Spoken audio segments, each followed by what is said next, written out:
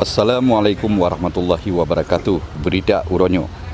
Menyekan ia lehop menyekan ro deh Bandung gop. Menankehkeun urang tuha Aceh upaya bantu urang gasin lam nangronyo nak tanggung jawab getanyo Bandung. Lagi kepeja abut oleh relawan persaudaraan Aceh Serantau atau yang sering disebut relawan PAS Kabupaten Aceh Timur. Pada Selasa tanggal 10 Agustus 2020. Relawan DPC PAS Aceh Timur kagak pegat saboh rumah urang gasin Muhammad Yusuf, urang Gampung Bukit Karing, Kecamatan Pantai Bidari, Aceh Timur yang ban-banyo kenang musibah tutung. Mulai kemudahan DPC PAS Aceh Timur Zulkifli atau yang sering gelakap nan anak suhada, Pak Freelance News gepegah biaya untuk gebangun kembali rumah M Yusuf yang katutung nakeh dari sumbangan masyarakat dengan cara gebuka donasi PAS peduli 10 ribu ke urang gasin. Zulkifli gelake terima genasih berayu etat ke mandum saudara yang kali gebantu urang gasin bak program donasi PAS 10 ribu.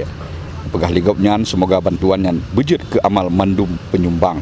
Rumah bantuan yang gepegat oleh relawan PAS Aceh Timurnyan rencana jih akan diresmikan atau akan diserahkan ke M Yusuf bak uro ulang tahun kemerdekaan Nanggro Republik Indonesia ke-76. Ketua DPC Aceh Timur gepegah nakeh rumahnya sebagai kado ulang tahun Nanggro Republik Indonesia kalinyo. Zulkifli ucapkan tahniah kepada mandum relawan DPC PAS Aceh Timur yang selamanya kagak kerja saban untuk sukses program PAS donasi 10 ribu ke urang gasin.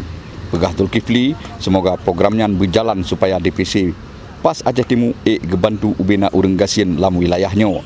Haba yang saban nak gepegah sit oleh Gecik Gampung Bukit Karing, Abdul Wahab. Kamu, pemerintah kampung bersama masyarakat dan PAS Aceh Timur yang bergabung untuk membangun sebuah rumah atau rumah Muhammad Yusuf.